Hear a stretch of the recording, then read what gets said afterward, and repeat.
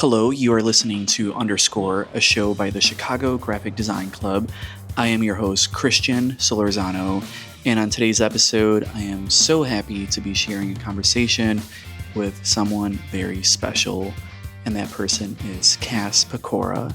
She is an artist, a photographer, and a designer, and she's also a familiar face here with the Chicago Graphic Design Club.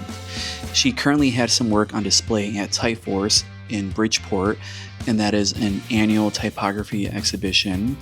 She also currently has some work on display at New Wave Coffee in Logan Square, and she's featured in the Chicago Graphic Design Club's upcoming issue of Faculty, the third issue, and she also recently co-designed a poster for the Chicago Paper Show, which took place at the Chicago Cultural Center. She's also someone that I'm currently collaborating with on a special project, and overall someone that I've been having the honor of spending a lot of time with recently. We recorded this conversation in the car between the Chicago Pottery Market and Wicker Park as we made our way to the Goodman Theatre for David Byrne's Theater of the Mind.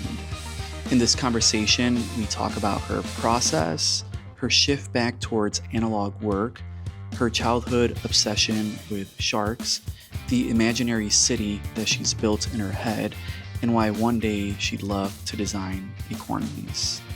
As always, if you enjoy conversations like these, we appreciate your support when you leave us a rating wherever you listen. Thank you and enjoy the conversation. Welcome, Cass, to a very special episode of Underscore. We are both in the car, and I've never done this before. Cool. Thanks for having me. It is Saturday. It's 2:33 p.m. Saturday the 30th. How are you doing today? I'm doing really good. Cool. We just came back from a ceramic fair festival in Wicker Park.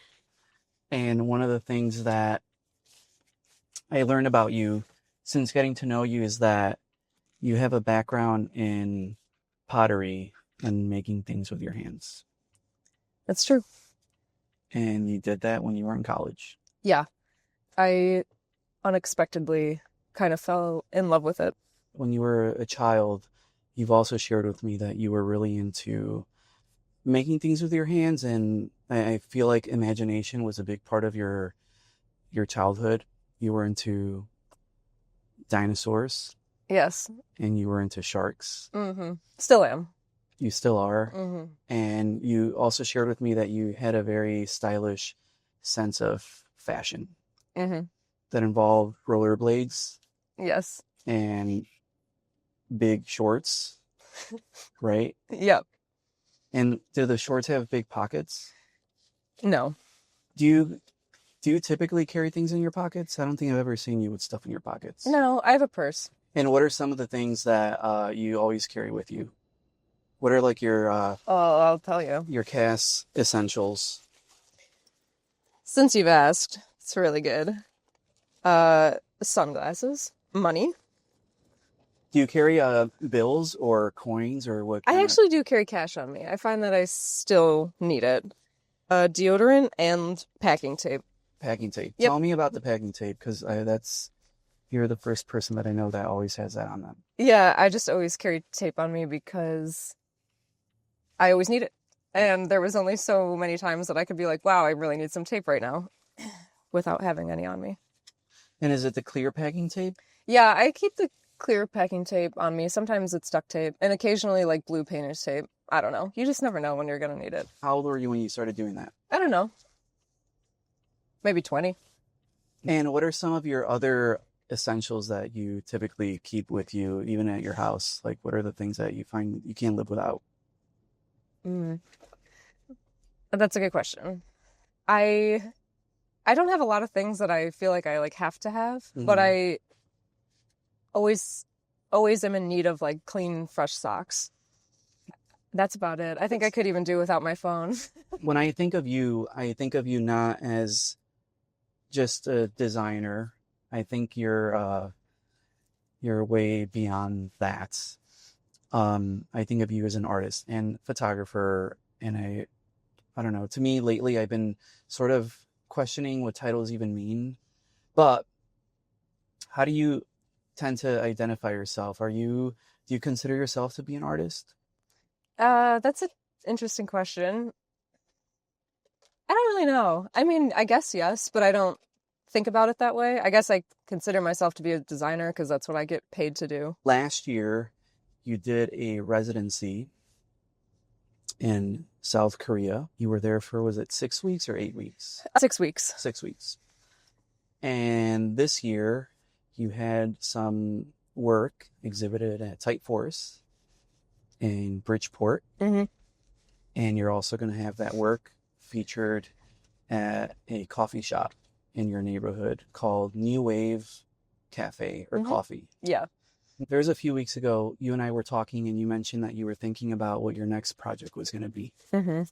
How do you tend to come up with what your next thing is going to be? I don't know. Actually, it sometimes feels like it can take me a little bit of time to figure that out. I don't like to get started on anything without like a strong concept or like really strong idea of what it is that I'm going to be spending all this time doing. So I kind of let it like marinate. I like to clear everything off my plate. Like those projects are done and now just kind of let my surroundings and state kind of inform what will be next. Do you tend to think with your head or do you think with your gut or is it intuition? What are the senses in your body that usually signal that this is a direction that you want to go in? I think generally it starts as a thought, but it's kind of backed by an impulse to generally do something physically. Mm-hmm. I think part of why I have been thinking about ceramics so heavily lately too is after just like working, an office job for the last 5 years or so now. Mm-hmm. I really miss the physicality aspect of like a practice. It feels so kind of mundane to just like only be using my fingers when I like to involve like so much more than that. Do you tend to discover the new things about yourself when you're making? Yeah, all the time. And as much as I like to have like a really clear idea of what it is that I'm doing, I also think that there's like 30 to 40% space in there for the process to inform the outcome. Do you find that your work is kind of autobiographical or is it more so loose? I think it's a mix of both. Yeah. I think it's in a way, my just translation of my own experience, but I think it's like general enough to like maybe other people can relate or reinterpret it as well. Most recently, you're doing photography and you're exploring both digital photography and also film photography, right? And I find that your film photography it's like you focusing in on very small moments, whether it's something that you're noticing on a trip or maybe like a texture. And I'm curious to hear if there's any distinction between using a film camera and using a digital camera. I think over the years, as I've gotten more familiar with like both ways of shooting, I've kind of almost split directions in a sense of like what I want to do with what cameras, because it's very easy to use a digital camera to like capture motion and that kind of thing. But with film, it's so experimental and I'm not going to see the results right away. So it almost seems more curious in nature. Yeah, I think. And it's like, I don't know, waiting all that time to like see the final result is really exciting rather than just capturing an image I can just see with my eyes. And on average, like when you receive your rolls of film and your scans and everything, how much of it came out the way that you expected it to come out? Well, none of it. So 0%. 0%. Yeah, and then I would say maybe like 10 to 15% usable. It's not a high return rate. Yeah, I used to shoot with a film camera and I stopped because of that reason. Yeah. I find joy in that process though. Talk to us about your recent exhibition at Typeforce. It was focused on values. You had a series of different panels installed on a wall. They were each, they had the backs, their rears painted with a fluorescent color that gave the impression of an outer glow. So to me, that felt like there's like a digital approach to that outer glow that when I think of outer glows, I think of like a Photoshop effect. Yeah. But you managed to put that similar thing in the real world. So what were you exploring, and walk us through maybe what that process was like? Yeah. Typeforce was really interesting, and I didn't kind of think about my work really in the space with other people's work. Because as I like looked around the gallery, and so much of it is meant to be read, and it's kind of like telling you what it's trying to say. And I felt like although my work uses letter forms and like says something, it's very abstract in nature and like hard to read as opposed to a lot of the things that were there, which I would have never considered. So I just find it so interesting how everyone can like receive a brief and then interpret it in a different way. Yeah. But yeah, I think, so I actually didn't use like any digital typography for the project. I made prints using children's letter blocks that I rolled with ink and then pressed and then digitally manipulated from there. So it was all, it's a blend of analog and digital, which most of my work is. And then that kind of glow effect I wanted to create on the backside of the panels, like really just did come from the idea of like the Gaussian blur effect, and recreating it in real life. And it's so interesting because I was able to photograph the work and have photos of it, but it doesn't quite do it justice as it does like being there in person and seeing it, like seeing the color reflect back off the wall and create that like halo effect in real life. So I think it's really cool that like to see it in its best form, you like have to be there. Yeah. And did you, when I was there, I noticed that there's a lot of people that are like taking photographs and like zooming in, like almost putting their noses to the pieces. What was it like to have like an exhibition and be able to see people interact? Like, did you feel vulnerable? Did you feel, I don't know how to feel. Was it awkward? No, it was like so heartwarming. It was really cool to see that maybe other people have like interest in the things that I have to make. Ultimately, I'm not really concerned about what their reactions are to it. But I really love that they did seem to get like very close to it, and I wheat pasted those papers onto the board, so they did have like a really kind of like lovely texture, something that you'd want to get close to. But yeah, it was a good feeling, and I was like really surprised. So do you know what's going to be next for you, or like what you want to do next? Have you gave that some thought? I actually really enjoyed, Typeforce is so great to give me like a opportunity to construct something with my hands. And I would like to next work at a little bit larger scale, but also utilizing like digital processes onto like physical structures that I build. So I don't know what all of that looks like yet, but I want to keep experimenting with that kind of idea. Yeah. And also yesterday you shared with me that you're interested in being a corn maze designer, which I think is cool. I've never even knew that was a thing that people would consider doing. Yeah, someone's got to do it, right? Yeah, someone does have to do it. I just thought it would be a really unique way to use the skills that we have in the digital world and like put it on a really large kind of aerial scale. So I don't know if it will happen, but yeah. Well, I think it'll happen eventually. And I think it'll be maybe the start of you doing things at a bigger, much larger scale. Yeah, I would really, really love to do that. Yeah. So, but it's funny how even just something so small as like having a piece in Typeforce like changes my mindset of what I could potentially do with, design and stuff. Do you have any memories of like the first thing that you ever created as a kid? The first thing I ever created, yes. What was it? So I got a hot glue gun for Christmas one year, and I would just hot glue everything together. Like I would just make a ball of junk with, beads or little trinkets or whatever I could find, and like I would just hot glue it all together. And that was art. Did you ever keep any of those things? No, I don't have them anymore. I wish I did. Do you ever see yourself returning back to the hot glue gun? Yes, I would like to. I feel like that belongs in your purse as well. Yeah. You never know when you're gonna need it. That one would require an outlet, but yeah, I'm sure they make when tape wireless ones isn't. now. Yeah, when tape doesn't suffice. You have liquid tape. Mm-hmm. That's cool. So so I feel like I feel lucky that I've like gotten to know you much better lately, and I feel like there's so much more um to Cass, and I know that there's a photography, there's like now you exploring like doing work at like a much larger scale. But what I want to hear about is what is the kind of work that you find yourself responding to most? Like when you're out, either out in the wild or like just stuff online, like what are the things that grab your attention? I think, that's so interesting because it's all just taste Mm-hmm. and subjective, Yeah. the things that, everyone gravitates towards.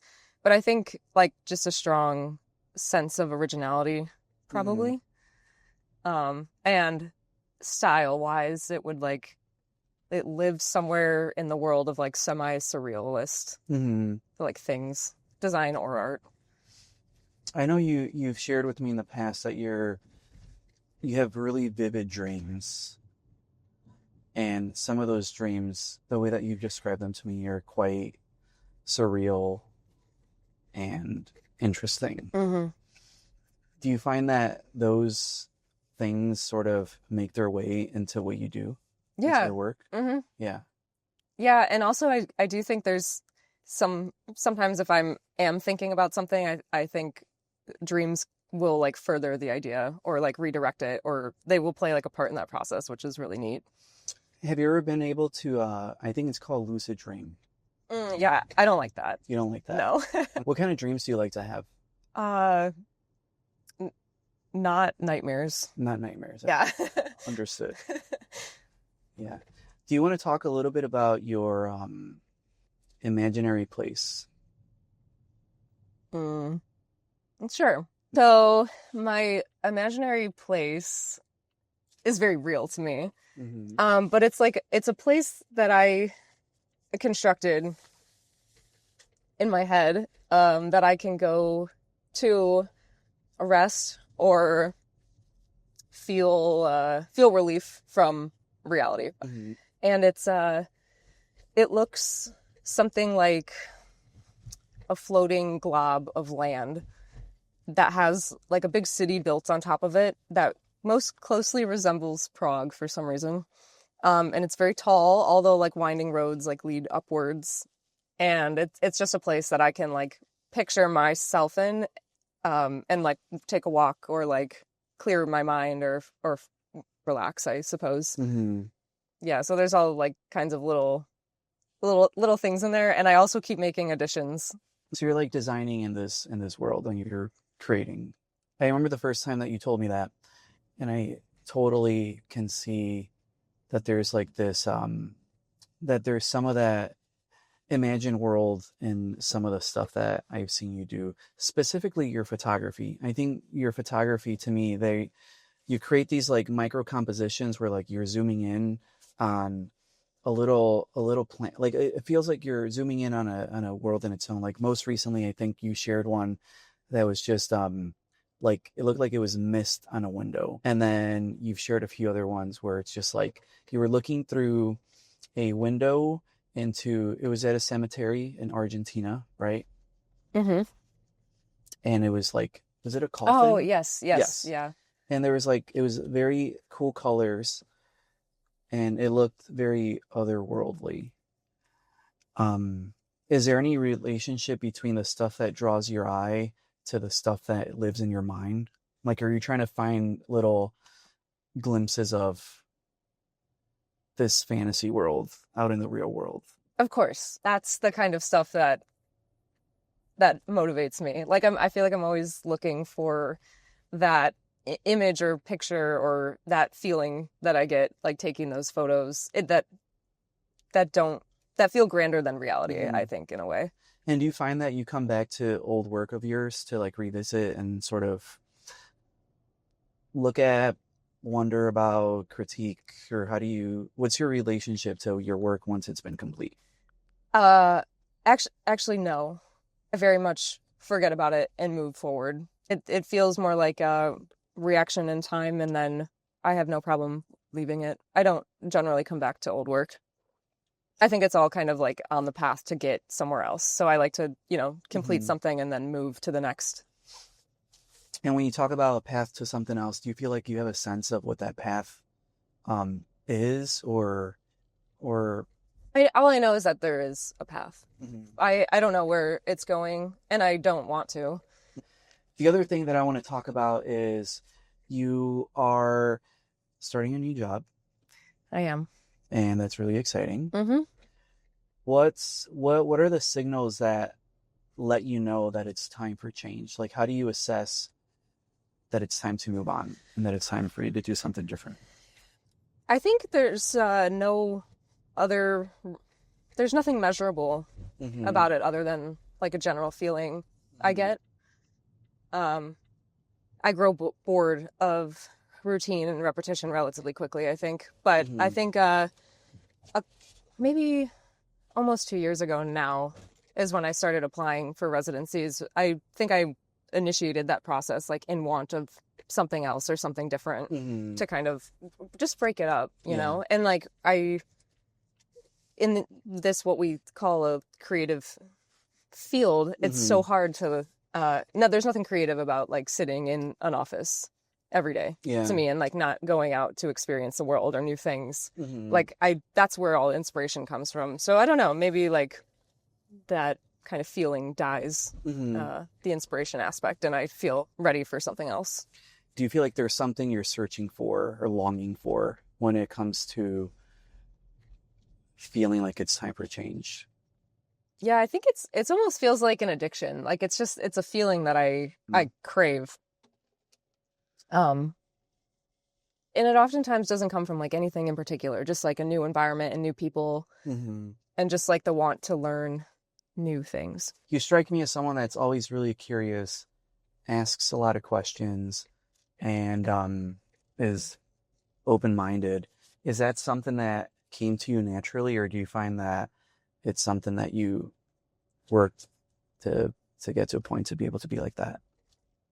I think I've always been a very curious person, but I haven't always had the tools to act upon those things. So as I've gotten older, I've definitely been better about asking the questions I'm curious about. Yeah. What were some of the things as a child that like would sort of ruminate in your mind? One of them, I was always like so curious, you know, when you go to the eye doctor and they like scan your eyeballs and they show you the photos. Yep. That was just like the craziest thing ever to me because I'd never seen it before. And it wasn't until I was like an adult that I actually felt comfortable enough to ask the optometrist all these questions about like what the heck I was looking at. So I don't know, small things like that. You're talking about like when you can see your veins. Yeah. And all And there's these like spots and you're just like, what are those? I have no clue. It's just a unique image that I don't generally get to see. Most recently, you painted the walls in your home. Yeah. To a kind of like burnt yellow. Like, how would you describe that color? It's like kind of like an ochre yellow. Yeah. What does your ideal space look like? Lived in. I ideally all the like nothing really needs to match, and just like warm and comforting. So you don't have like one particular like style or preference. You kind of like eclectic mishmash of. Yeah, I just like a mishmash. I feel a lot of comfort in that for some reason. And you have a lot of your own. You tend to decorate your space with stuff that you've created yourself, such as your mugs and your framed photographs. Can you talk about how you like curate the art in your space? Because you have a handful of pieces. Yeah, well, that's interesting because the photographs I have or the ceramics that I have, those, I don't consider myself like a professional photographer or ceramic artist. So like those feel more like hobbies to me, but I don't have my like design work. You don't have a logo that you've done or like a website on your wall? No, I don't know. I think part of it comes too from just like, these are the things that I have and I've made. And like, that's what I have for my space. Like, you know, I can't afford to always have all these really nice things. So what I make is what I have. That's cool. And you also you have a handful of plants, and you have like a book collection as well. So I find that like it's like books, it's plants, and it's art, and it's a lot of ceramics that I feel like I identify. Yeah. Yeah. Is there anything else you collect, or anything else that you're like always kind of have an open eye for? I'm not a big collector. I don't like excess objects. Mm-hmm. That being said, I do have like several shark figurines and shark related memorabilia in my house. But maybe clothes. Yeah, I was about to say that. I feel like there's clothes as a cast thing that I would Yeah. associate with. Mm-hmm. I would say clothes, but also too, I like if I acquire new things, I try to also get rid of things or donate things that I no longer wear. And when you were like coming of age, let's say between the years of like 13 to 17, I find that a lot of people during that age, they have sort of a did you have like a role model, or even if it's not someone that was in your life, but did you look to someone or something as your primary source of like inspiration or reference? What was the world that was like twirling around your head when you were a teenager? I think I took inspiration from lots of different things. Mm-hmm. But I've never really been all that obsessed or interested in those who've acquired fame. I think I was just more interested in creating whatever it is I wanted to do. Yeah. And what I like about you is that you're not like a heavily active social media user, from what I gather. Mm-mm. Like it's rare that I ever see you like on your phone. Yeah. So I feel like most of the stuff that creates your inner world is coming from the physical, real life stuff, right? It is. Yeah. Yeah. As great as social media is, especially like for artists to share their work and designers, it's really neat to be able to see all of that. But I think on the other hand, it's really easy to like see and then copy or like recreate. And some of the like that originality aspect, I think, gets lost. And what about Chicago? Do you find yourself drawing a lot from Chicago, from the city? I think so. Yeah, definitely. Because you're from Illinois, you're from the Chicagoland area, but you did not grow up in the city. No. But now you live in the city. Mm-hmm. When you were a kid, did you visit Chicago often? I did, yeah. I visited Chicago. I always knew that I would want to come and be a part of the city. Yeah. Yeah. And what are some of the things that you did when you would visit? Just the main things. Go to Navy Pier, walk around downtown in the Loop. And that's where we're at right now. Yeah. We're on Michigan Avenue. Now we are. Perfect. Cool. So, in addition to like you being someone that tends to be more experienced and inspired, what kind of inspiration do you hope that people draw from some of the work that you create? Like, if you were to decide, or like if you were to have any say in like what you want people to feel when they look at a photo that you took or your Typeforce exhibition, like is there like a mood that you're trying to evoke in people? There's nothing in particular I'm trying to do for other people. Anything I make, it's like art's mostly like a selfish practice. Like it's mostly just for me. But I guess if I hope that they feel anything, it's like inspired to see things in a different way or try something new, or ultimately just like go like do something about it. Yeah. Did you have any teachers growing up that that gave you the space to like explore and wonder? Or when you were growing up, did you find that there was someone or something that like kind of cultivated that curiosity in you? I had a math teacher when I was young that I really loved. that helped me along with that. But I had a really difficult time expressing myself as a young person. So I, like, so much so that I wouldn't be able to make art. Like, I really kept everything inside and just didn't, it just wasn't easy for me to express myself. So I think there was some hindrance there between me and a lot of teachers. What kind of student were you? I was a smart ass. I was a A student, but A's? Straight A student, but A also being for like a lot of attitude. Like conduct? Did you get graded on conduct? Was that like a metric on your report card? I don't know. I just did well in school because I knew I had to be able to go to college and all that kind of stuff. But I didn't like it per se. You've shared with me in the past that you used to like to push back with your teachers, right? Yeah. What was typically on what? Like, what were some of the things that would frustrate you about the school? I just didn't like being told what I could and could not do. Yeah. What were some of those things?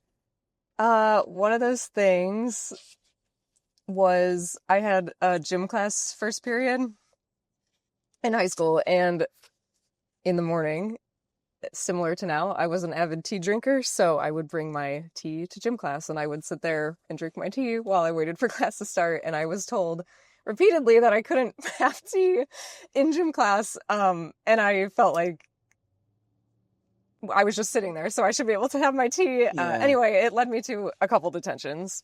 It just, things like that. I just wanted to, I didn't see a reason why I couldn't have it. You were an athlete, I would say. Yeah. Okay, so like that was a big part of your life. And it was basketball.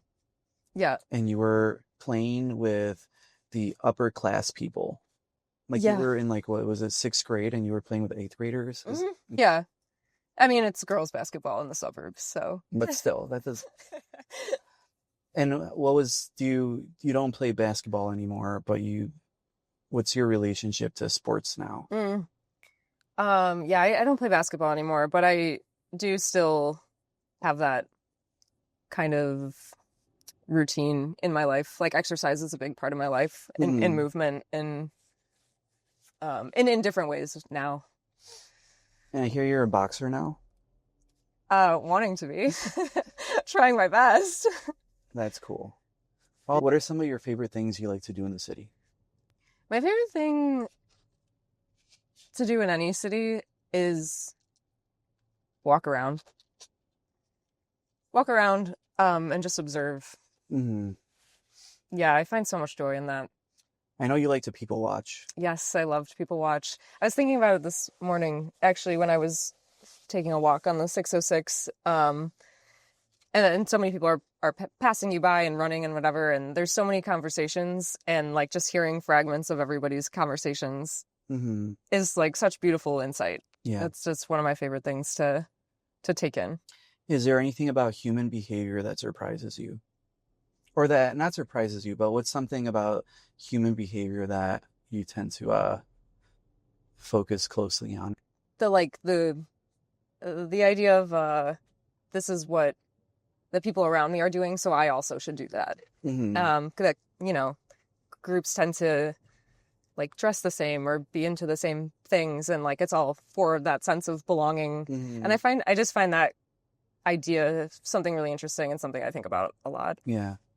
I think when it comes to, like, whenever I think of you, I find it difficult to put you in a category or like fit you in something, because I feel like you have a very peculiar and interesting sense of self, which I think is a good thing. Like, I can't, like, there's no stereotype that I feel like I can assign to you, because kind of like the way that you treat your home, you tend to be like this collection of like different things fused together. I'm assuming that that's not intentional. That's just sort of like a byproduct of like your personality and how you are, right? Yeah, I think it's like a byproduct of what I have been given in life. Yeah. Like there wasn't I have a lot of freedoms and like not a lot of people telling me what to do or how I need to be, which is really great because it allows me to like decide for myself. And sometimes I think people think like they can forget that they can choose like what they like or what they want or all those kinds of things. The difficult part that comes often with being in college or being in high school or whatever is like fitting in. And I think people generally when they fit in, sometimes it comes at the expense of who they truly are on the inside. Have you ever felt like you had to sort of compromise who you are or were? I think growing up in like a small town, there's like a prescribed version of acceptance there. And I definitely very much took part in like altering myself to try and fit in. Yeah. But that's, I think, was some of my draw to like get to the city and like go explore other things because I know that I couldn't have been the only one feeling that way. Yeah. And I've been so lucky to like find other people who, now I do feel like I fit in. They're also weird. Yeah. Oh, okay. Yeah. I found a great group of weirdos. We're driving past a lot of motorcycles. What are your thoughts on motorcycles? I think they're super cool. When I was young, I saved up all my money to buy a moped, like a cool one. It was a Honda Ruckus, not like a little Italian one. Like it kind of looks like a motorcycle. Yeah. And I would ride that all around and I loved it. And I really wanted to always get like a sports bike. I'm curious to learn more about is your shark fixation. What was your, like, when was the first time that you, like, when did you first hear of a shark and why sharks? I know you even know what kind of shark you would be if you were one. Yeah. I just, everyone has, like, their favorite animal. I came across Shark Week on TV when I was very young, like, not having any idea of what it was, just flipping through the channels. And when I found out there was like an entire week of shark content to be absorbed, I was like in love with it. I'm fascinated by the ocean and all of its creatures, although I don't really care to go in it. I really love it. I'm so interested by how they are and all of the species, and I've just kind of been obsessed with it. What's your spirit shark? Like, what's the shark that you would be? Well, it's actually changed over time. So right now, it's the thrasher shark. Is that the one that has the teeth on the outside of its face? Is that? No. No, they're actually really cute, but they have, their tails are like up to 5 feet long, and they're really skinny, and they can whip it like almost 60 miles an hour. Really? Why do they do that? Swim? They can do it for many reasons, but they can also do it to like kill their prey. Yeah, it's really neat. Yeah, it's very neat. Yeah, it's very, I just think it's so fascinating through evolution, they evolved like a 5-foot long tail. I mean, who does that? What do you think humans will evolve to, like, let's say 1,000,000 years from now? In 1,000,000 years from now, we'll be dead. You think we'll be dead? Yeah, that's what we'll evolve to. We'll evolve back into the earth. So talk to me about colors. Like, what are the colors that light up Cass's world? Oh, yellow. Always yellow. And why is that? I don't know. It's like it just feels like an addicting color. Like you can't look away. I love it. I'm so drawn to it. But I find it interesting that I never see you wear yellow. Yeah, I'd rather look at it than wear it. I understand. But I like all colors. But yellow is at the top. Yep. Second to green, or next would be green. Yeah. And what are some of your least favorite colors? I find purple to be a little bit excessive. Orange as well can be, pretty aggressive. What about red? Yeah, I guess I would place red at the bottom of the list. I only like a little bit of it. In general, I'll take as much yellow as I can get, but I like black and white with a little bit of colors. Do you tend to be someone that finds a lot of relationships between things out in the world? Yeah, I think that's like very much the design like mind. Just like trying to connect things and like make sense of of things. What I often notice in your work as well is that there always tends to be some kind of tension. Mm. And that tension to me feels very intentional. Like there's this an example would be like your Typeforce piece. Like it's just it's just black and white, and then there's like this tension that's being created with like the accent colors. Mm-hmm. And even like I don't know, I associate like your fashion style as also holding some kind of like tension in a good way. Is that tension, am I correct in making that assumption that you tend to like to have things that contrast each other? Sure, yeah. I like contrasting things. Mm-hmm. I think there's like more excitement in that. Yeah. But it's not like something I intend to do. And as you've been having a creative practice for the past couple of years, what are some markers in that time that have signaled a new, like an evolution in how you see and how you work? Can you come back? Like, is there any milestones along the way where it's like, this was pre-Cass and now this is after Cass? I think the milestones haven't come at this point. Like everything's so early, and like the milestones have come more in like thought process. Okay. And that's kind of how I feel. One of those like milestones or mind shifts that's was kind of like returning back to more analog practices, or like using my hands and body to create things, which I feel like I think this is the direction I want to go right now, but I don't think I would have felt that way had I not had it for a couple years. Yeah.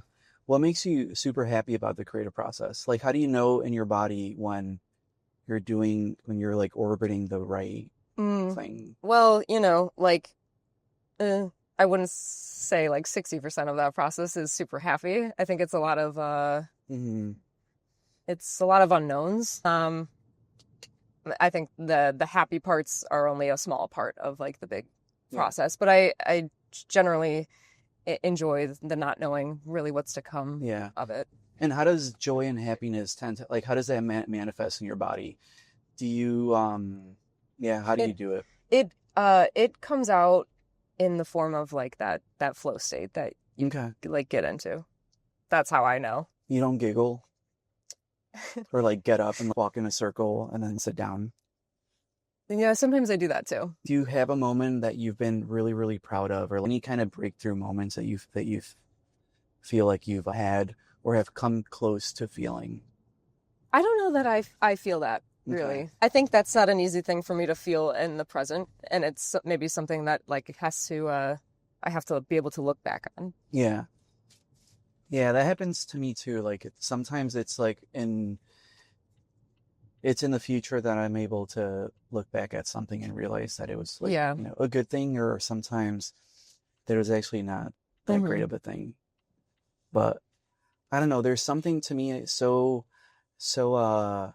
vulnerable about choosing to be someone that has a creative practice, because there's a lot of, sometimes there's like doubt and there's like fear and there could be anxiousness. And I think to be able to like tolerate all of those difficult emotions for like sometimes like a sliver of happiness is such a, I don't know, it feels so like such a brave thing to be a creative person.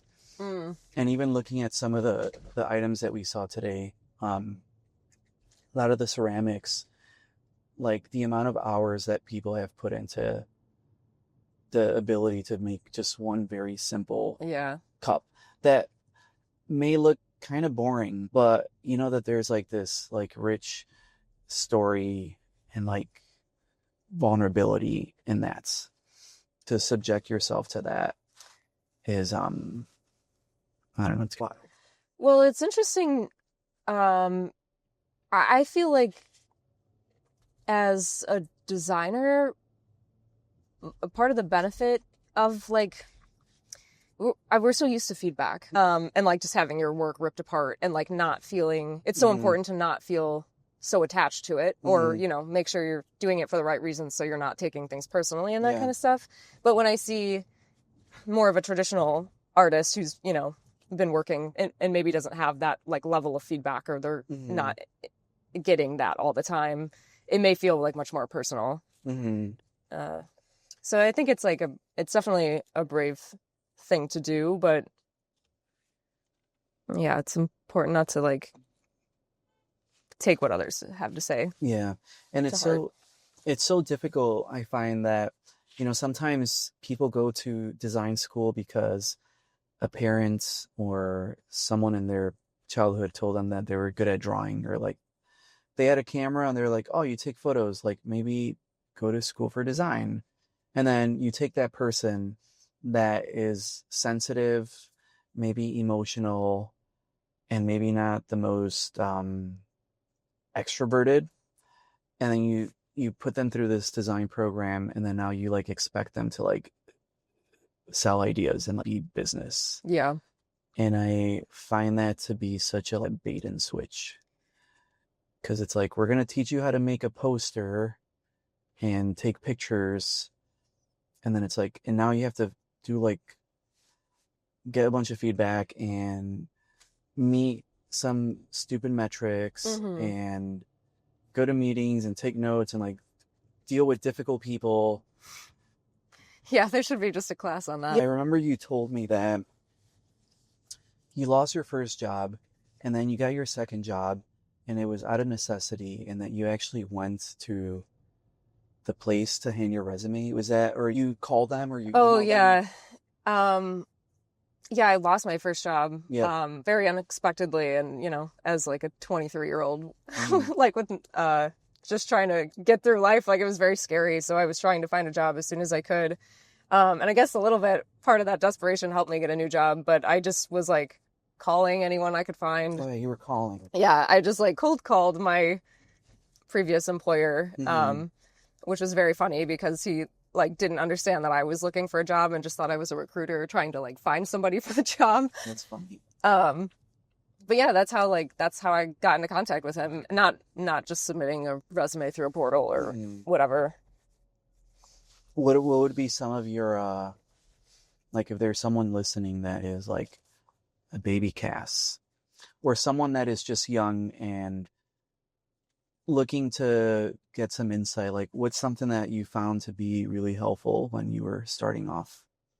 I would say it's such a, like, although it may seem really daunting because you don't have any experience or credentials or these things, you're actually in such a awesome position because there's nothing expected of you. So like whatever you do next, whether it's good or bad, like nobody cares. Yep.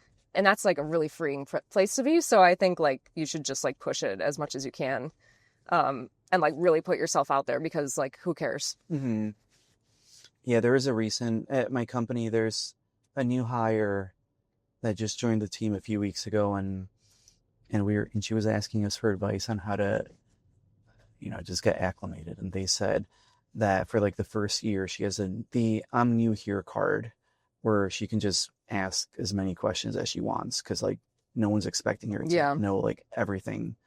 So I find that the first few years of someone like being fresh out of college is like, you're not expected to know anything. No, you're not. And I think that's like the most important time, you know, like to just figure out what you're doing, ask as many questions as you possibly can. I think there was even some moments with my previous employer that I was like, I don't know what I'm doing, but asking for help and like putting yourself in a position to like continually learn is really important.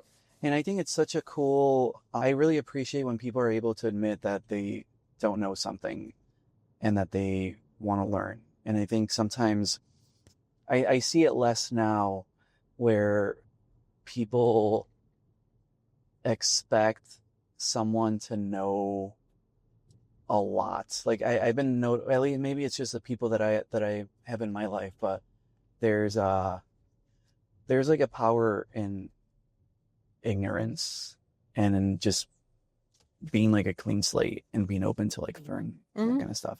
Because I have run into sometimes individuals where they're so fixated on like knowing one thing, and I don't know, it's like, does anyone really know anything? I actually think that kind of idea like worked better in the past. Yeah. To be kind of that specialist, but now, especially with like all the technologies we're expected to know and learn, like you kind of just need to be able to be flexible and do a little bit of everything, and then decide best how to fix your client or whatever problem. And what have been some of the cool projects that you've had a chance to work on in like, in your career?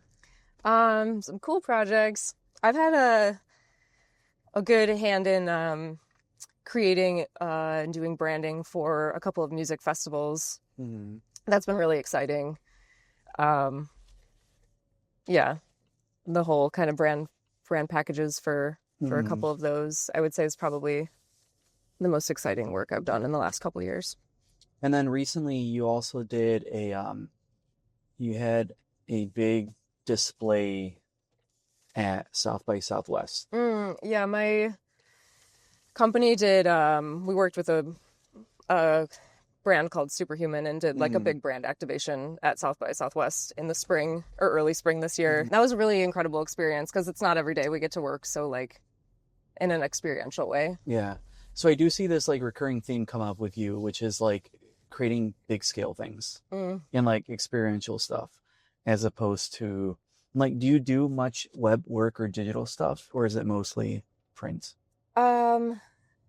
Mostly print. I had like a counterpart on my team that did more like web and digital, solely digital, which is really lucky for me because it's not my favorite thing to do. Yeah.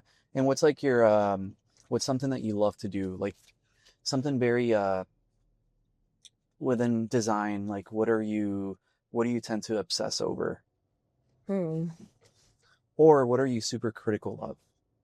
I'm critical of proper refinement. I think I'm like really hard on myself about, or my work about that. Like, can this be refined, or like, can I pull back? Yeah. I feel like I do a lot of iterations of that. Do you like to iterate? Yes. You do. We've had. Yeah. I don't. You don't? No. I find, I don't know, a long time ago, someone told me that sometimes the first idea is the best idea. And ever since then, I've been like trying to trust that. Well, I think that can be true. I mean, it can be true, but I think I'm still working on developing like those base layers to like make those first ideas better. Yeah. But I think as being even younger, like there's lots of ideas that have to come out first before the good ones come. And that process maybe gets smoother as time goes on. Most recently, you were at my studio in Oak Park. I believe it was a Sunday. And I was in the middle of working with Rick, my mentor, Valicenti.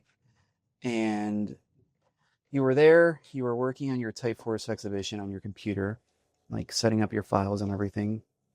And then you got sucked into this vortex of him and I discussing a poster design, and then you getting looped in, and you and him both directing me on the computer. That's true. And it was a very like unconventional, probably to you, like very different, even for me, like just a very different approach to design, which is we're going to make a poster, we're going to do it in under an hour, and it's going to be like improvised, and there's going to be very little room for judgment or critique. We're just going to kind of go based off not even intuition, but chance, which was you're going to take a photograph with your phone of like just the desk. And you're going to zoom in, and then you're going to use your thumbs to draw some shapes. We're going to put it on the computer. We're going to start layering things on top of it and make something that I thought was actually going to look, I was nervous when I saw it printed. It was a poster for the Chicago paper show at the Chicago Cultural Center. So it was like a big deal because we got really nice paper donated to us by French paper. So in my mind, there was like this expectation that this thing had to look a particular way, and what was created on that day looked unlike anything that I would have ever done. talk about what it was like to be a part of that? Yeah, I believe the conversation started with Rick asking me if I had 5 minutes. Yeah, it was a really interesting way to work. And it was like us in person and then him via web call.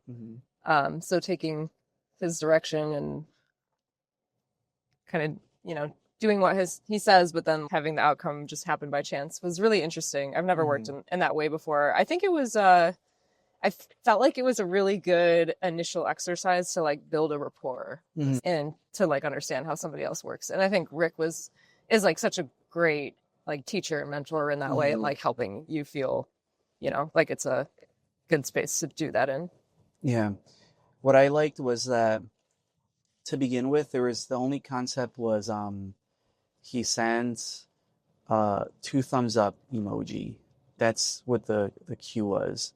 And then you use your 2 thumbs to just like draw things on your phone. And then that led to like when we said, let's include the design club logo on the poster, I placed it on the artboard, and then where it landed is where it ended up being. Yeah. There was no like, let's make it smaller. Like, let's put it here. And I find that kind of like fearless, to me, I feel like that's a kind of fearlessness in design, which is just to trust that. Kind of going back to what I said earlier, that sometimes like the first idea is like the best idea. Yeah. And I think through like education and working professionally, like we're sometimes trained to like second guess ourselves, which sucks in my opinion. Yeah, and I think it seems a little bit anti-designer to say, but some getting caught up in the details doesn't always, seem to matter. I liked working in that way because whether we moved something like an inch or not, it doesn't matter. Yeah. Like, some of these things just don't matter. And the outcome may be better off without it. Yeah. And there is some detail in the non-detail, because sometimes not obsessing over the details creates a new kind of detail that would never been something that you would have done. And then going back to what we were talking about earlier about like contrast, I do like when there's very little sense of rigorous composition placement, but then on that particular poster, I feel like the only rigor present was in the type at the bottom that said it said Cass's thumb and Rick's prompt, I believe. And there is some detail to that I feel like if someone sees the poster as a whole and they're like, oh, that kind of looks... when I shared it with my students at school, they said that it felt very anti-design because it was going against every sort of best practice. Yeah. But it still had everything that a poster needs, which is like a logo, imagery. There was like a clear line that guiding the eye, but it was just not styled in such a way that would, maybe get a lot of likes on Instagram or something. Yeah. I don't know. So how do you balance like trusting yourself when you're making something? Do you second guess yourself? No, I just think it's important to like do it and then evaluate from there. Otherwise you just, at least for me, I won't get anything done. I find it easiest to make decisions and then make more decisions if it's working or not and go from there. Are you an overthinker? I try not to be. Okay. But I am, probably. What do you spend most time thinking about? I spend the most time thinking about what I'm going to eat. I know. I knew you were going to say that. I spend a lot of time thinking about that, which feels silly. I remember when you told me once that the first thing you think about when you wake up is food. Yeah. Yep. I'm always thinking about food. What do you like to eat? Everything. What's like your the thing that you love to indulge in? Oh, I don't know.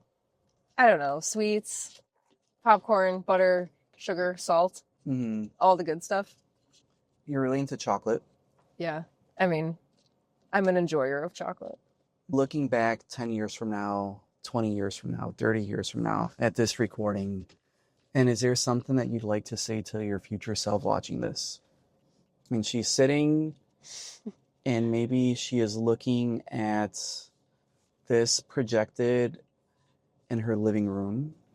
And maybe you're, I don't know, levitating. I don't know. I don't know that there's anything. Or what do you want to say to her? Is there anything you want to say to her? The only thing I would say to her is that I hope that you continue doing all the things that you're doing now. Mm-hmm. And what is she doing? Well, she's levitating, watching this. So she's probably taking a break from doing something. What is she doing? She's probably frustrated at some project she can't figure out. She's frustrated. Yeah. All right, you can't put that into the universe. Well, she can't. She's unsure where to go with her next project, or maybe she's looking for inspiration. Mm-hmm. So. And then if there was like, or maybe she's being interviewed then, and she's like being asked about a milestone that she had, and she had to like come back and watch to figure it out. Okay. And then what if there was like a time machine and there was, this episode was recorded, but it was now broadcast to Cass 10 years ago. What is something that you would be like saying to her watching this? Oh, dang. She's on her phone, or maybe she's on an iPad, and she's in her bedroom, and she's playing with a shark figurine and gluing stuff. She's like covered in glue. That sounds like the future, not the past. Sorry, what was the question? Just what's something that you'd want 10 years ago Cass to hear from present day Cass? Oh, just keep gluing everything. Like just keep going and doing it, because that's what you should do. And you shouldn't run from that instinct. You should lean into it, yeah. Make things stickier, if you will. Before we wrap up, what are some of the things that you've been listening to lately or watching, or what's been orbiting your world lately? Lately, I have been listening to just some of my favorite bands. Mm-hmm. There's like a kind of a post-punk Irish band called Greer's that I really love. I got to see them a couple months ago in Chicago on their first US tour. That was really awesome. And another band I always come back to is like a synth pop kind of thing called Agar Agar. Mm-hmm. And they're like a French duo. Mm-hmm. And I love listening to their stuff. And you're really into the local Chicago scene. Of course. Yep. Which I think is awesome. I unfortunately don't know too many like Chicago music stuff. I do, but I feel like way more than I do.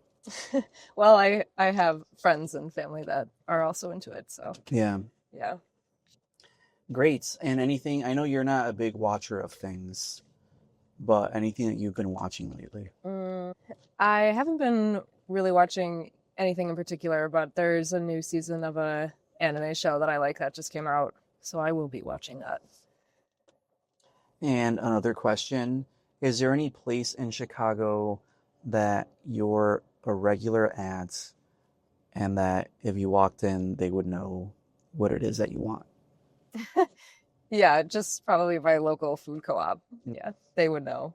They actually should just prepare my groceries and give them to me because I buy the same things very often. And what do you get at the co-op? You know, fresh fruits, vegetables. I will always pick up like a pre-made salad or anything of that nature. And of course, chocolate. And also, I find that you gravitate towards packaging that is interesting. Yeah. Sometimes I like to buy products that just have the ugliest packaging possible. So shout out to Slim Kim. And then there's also the milk, like the raw milk that you drink. Yeah, and they're the ugliest non-designed labels, but like the highest quality foods. Yeah. And I find like there's something to be said about people that are so invested in like making good quality stuff that the design of their product is like not even, they trust that the quality is in what's inside. Honestly, yeah, that feels like a bold move in its own. I don't need some fancy brand to persuade me, right? Yeah. Are you loyal to any brands? Do you have any loyalty to anything? No, I like to mix it up and try different things. Well, that is all of my questions for you, Cass. Okay, thank you for all of the questions. I like to ask a lot of questions, as you know. I do. Thank you. And now we're going to go eat. Cool. Thank you so much for tuning in till the end. As always, if you appreciate and enjoy these conversations, we love when you leave us a rating wherever you listen. And to learn more about us, visit www.chicagographicdesign.club. Thank you.